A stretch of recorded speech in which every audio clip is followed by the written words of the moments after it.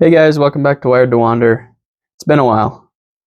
Today we're going to be getting back into my show truck build.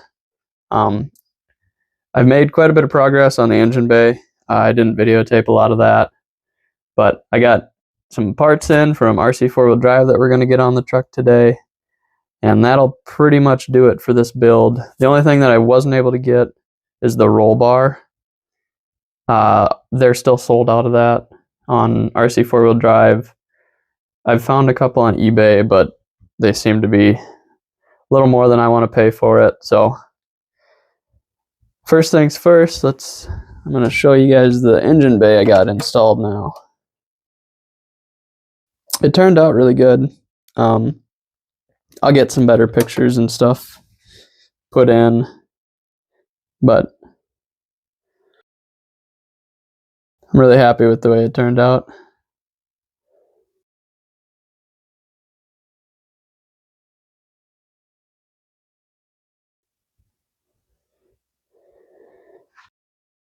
I have a couple videos of that. I don't know if I'm going to include them or not. It's just a lot of tedious painting and doing the wiring and gluing everything together. So I haven't decided if I'll put those up or not yet. But I think right now we're gonna dive into getting these parts put on the truck. So here's what I picked up. I got these tires, which they're the Goodyear Wrangler Duratrack 155s. I don't know if my camera's going to focus in on those, but there's the part number. Got 4 of those.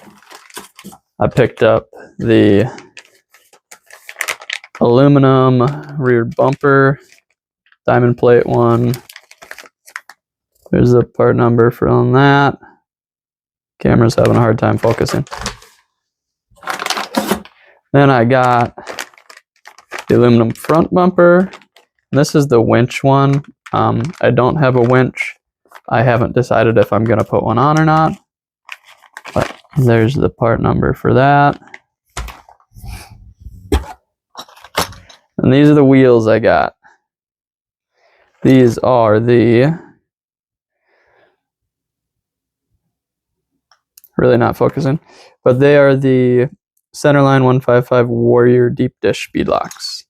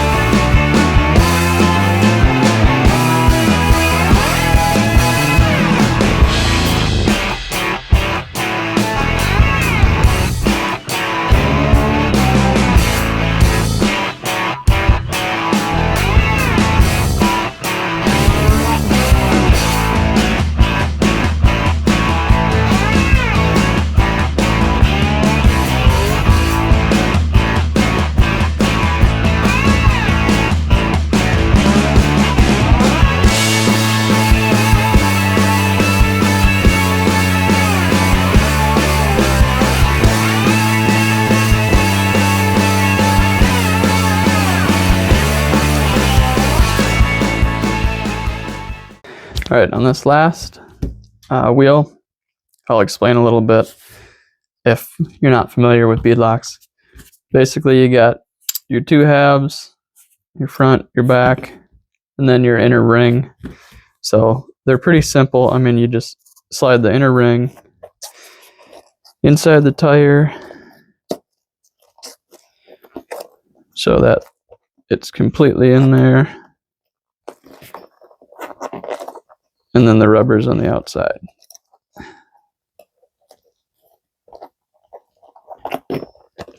So your ring will be completely in there, rubber's still on the outside. Then what I like to do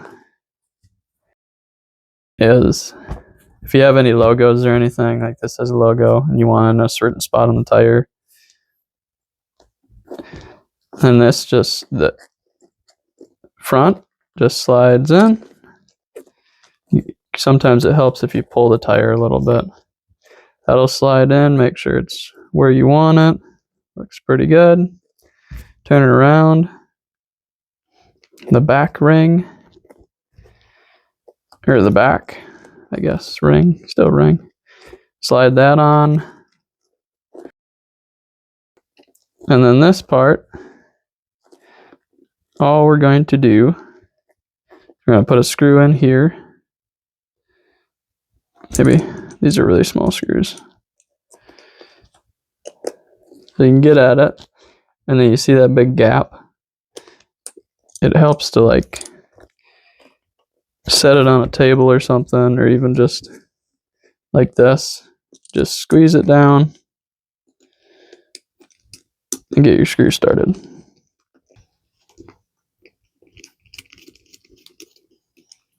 There you go. And then when you're tightening these, you want to go to the opposite side. Do the same thing, pull it down, get a screw started. And then for the rest of these, we'll just get them all started, and then we'll tighten in a star pattern.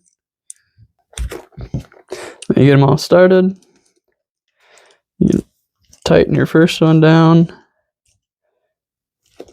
and you'll know when it's tight because it'll actually, there's no gap here right there anymore, where like over here you can still see a gap. So we start with this one, so we'll go across this one,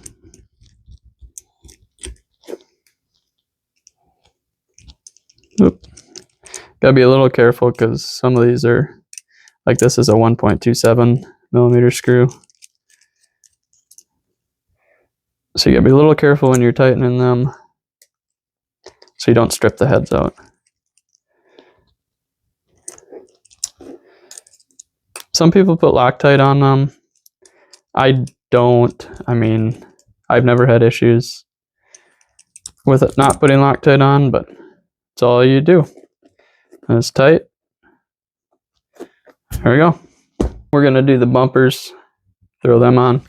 So these are pretty simple. There's just a screw here and here for the front bumper, and the back has this one and this one. And I believe that is probably a 2 millimeter.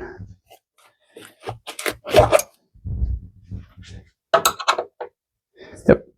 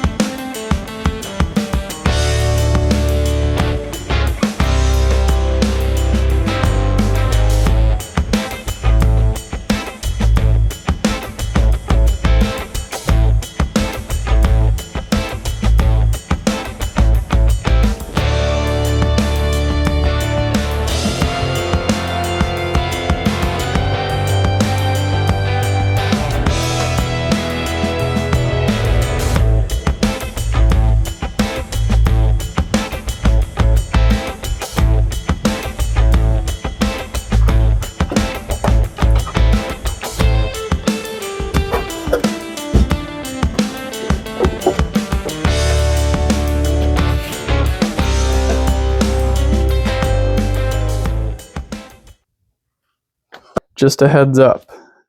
If you're switching, if you have a Trailfinder 2 and you're switching the wheels and you get like center line or anything from RC4WD drive, they're probably not going to come with the nuts, because this is the nut off of the RC4WD drive wheel that's on there, and that obviously won't work with our new wheels. So luckily I had some spare nuts lying around, wheel nuts, but just be aware of that. All right, so we're going to use our tool that came with the wheels as soon as I find it, and we'll pull all these off so we can put it on, put the nut on, then we'll put them back on. A little tip, if you got to use these little tools for, like, a lot of the wheels come with them to take the nuts off on the inside of here. Electrical tape it on there. You don't have to worry about it falling off and losing it.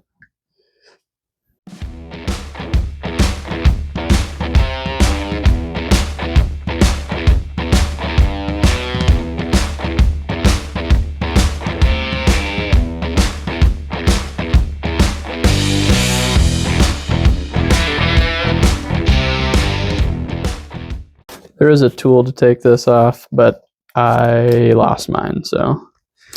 And I probably won't use these wheels for anything, so not too concerned about messing up that nut.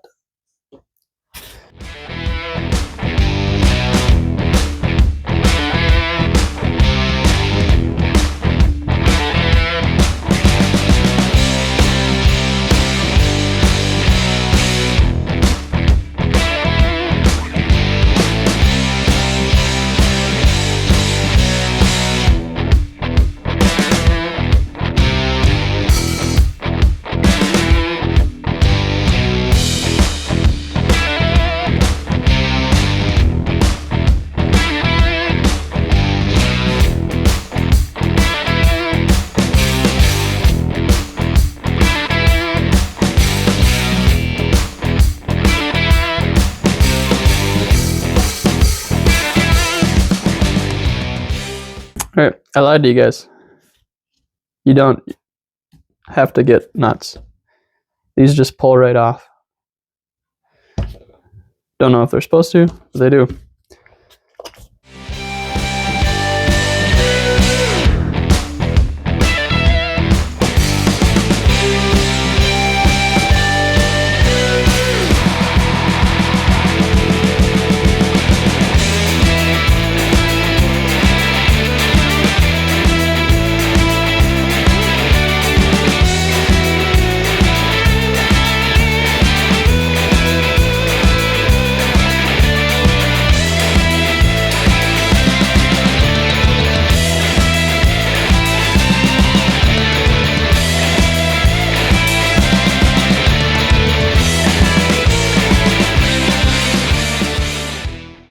Alright guys, that's going to do it for this video, I think. Got the wheels and tires on, got my bumpers on.